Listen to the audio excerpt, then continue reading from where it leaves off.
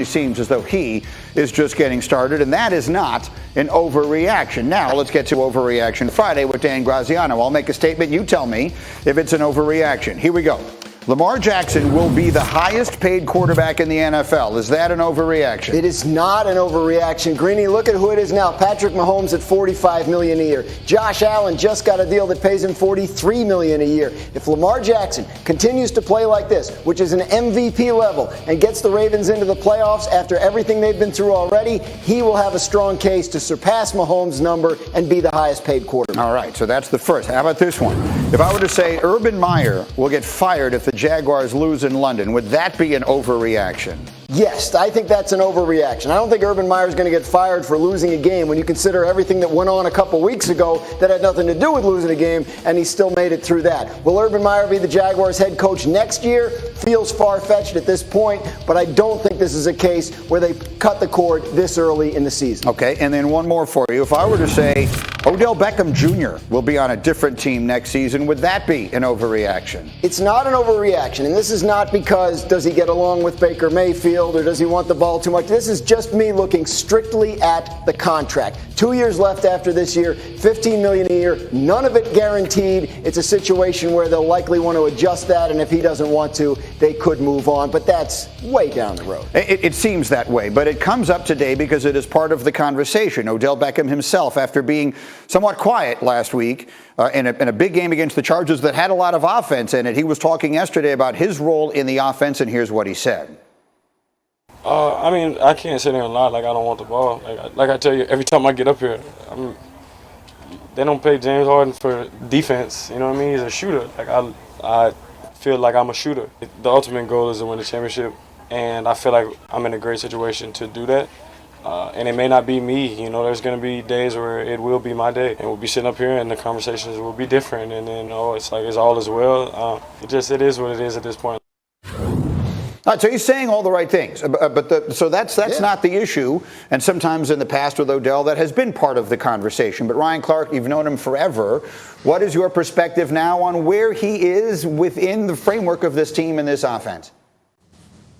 I mean, it's tough because if you watch the games, Greeny, if you're a dude that studies the film, I mean, you see Odell Beckham Jr. getting open. You see Odell Beckham Jr. beating one-on-one coverage constantly. And if you watch the Bears game when he returned, you were excited. You were excited that that Kevin Stefanski and Baker Mayfield and his offense still ran through Nick Chubb, still ran through Kareem Hunt, that offensive line. But you involved Odell Beckham Jr. when it was his time, when he was open, when Baker Mayfield felt comfortable. And then against the Minnesota Vikings, they worked to force him the ball because they should have. He was beating Patrick Peterson. He was beating Cam Dantzler. But Baker Mayfield was terrible, 15 of 33, inaccuracies. And so all these things happen, and now he disappears against the Chargers. It seemed that Baker Mayfield and Odell Beckham Jr. can't get that right chemistry, can't get that right feel to give them consistency. But I do believe that consistency would make this a championship team, does make Baker Mayfield a better player. And so if they don't figure this out, it won't necessarily be the end of Baker Mayfield. It won't be the end of the Cleveland Browns, but it will be the end of Odell Beckham Jr. with Baker Mayfield and the Cleveland Browns. And I think if you do that without a championship or without some success, then that's a huge negative and a huge loss for the organization. Yeah. Sacha, what do you think?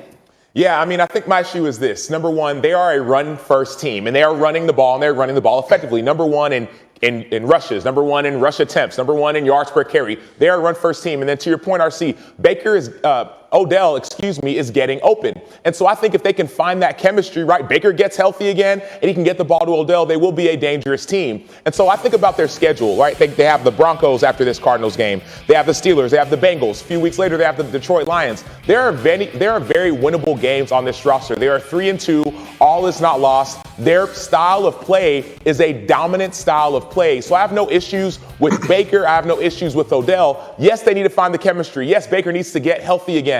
But if Odell is still doing his thing and getting open, I think they'll be fine. You think about their two losses. I mean, crazy games, the way they lost against Kansas City week 1, then last week that game in L.A. could have gone either way. What is your perspective on the fit of Odell in this team? Well, look, he's been there a while. He's coming back from an injury. I think everyone had unrealistic expectations of how he was going to come back from an ACL anyway. I've had an ACL. I know what it's like to come back. It's not an easy road. And when you do get back, you're not going to be exactly what you were before you hurt yourself. So I think he fits. I mean, if you're getting out there and you're getting open and you're doing what you're supposed to do, you can't do anything more than what they ask you to do. They ask you to run a go route, you run a go route. They ask you to run a dig route, you run a dig route.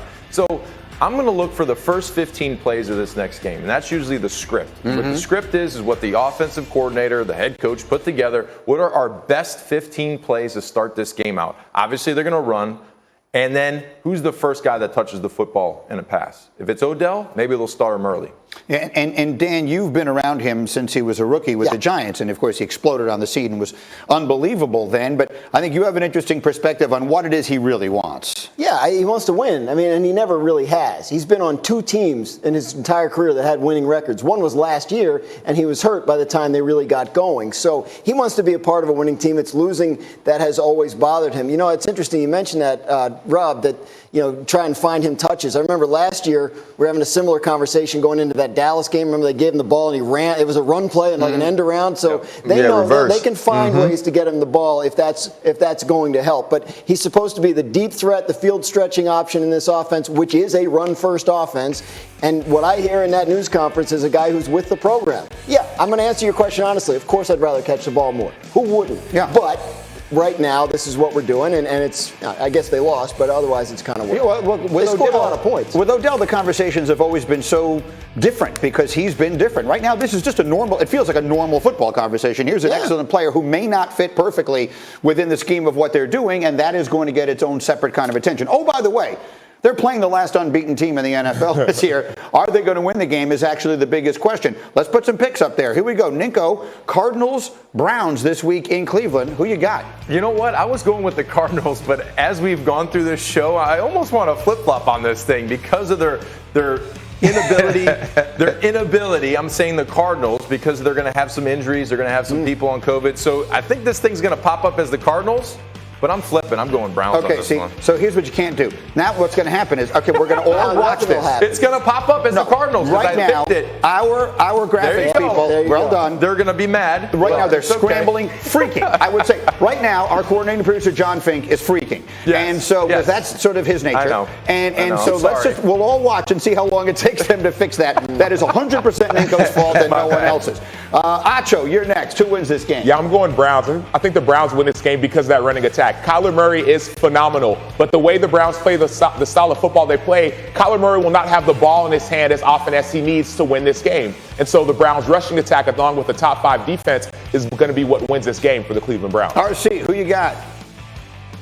I'm taking the Cardinals. If you watched that game last week against the Los Angeles Chargers, a lot of those injuries in the secondary are killing the Cleveland Browns and their ability to stop the pass. Who has more skilled players and a better quarterback than the Arizona Cardinals right now? It's arguably no one. And also, you think defensively, the addition of J.J. Watt, the way that they use these linebackers in Arizona, and the job that Vance Joseph is doing, also 2 of the better tackling safeties in Budda Baker and Jalen Thompson. I think this is a week that the Arizona Cardinals defense shows us that they're a huge reason why this team is winning. I'm going with the Arizona Cardinals. Graz, who you like? He's picking them because of the safeties. I mean, he could have just said that. No one's surprised. It's safeties. I understand. I'm taking the Browns. And it's a tough game to pick. I think these are 2 excellent teams. The Browns have the issues in the secondary. The Cardinals, they're not likely to have Chandler Jones, right? He's on the COVID list. There's DeAndre Hopkins hasn't practiced yet this week. Kyler Murray's got a little shoulder thing. I think that might be just enough to tilt it in Cleveland's favor. And let the record show the graphic is now correct. That's an outstanding job by all the people working behind the scenes here of covering up the mess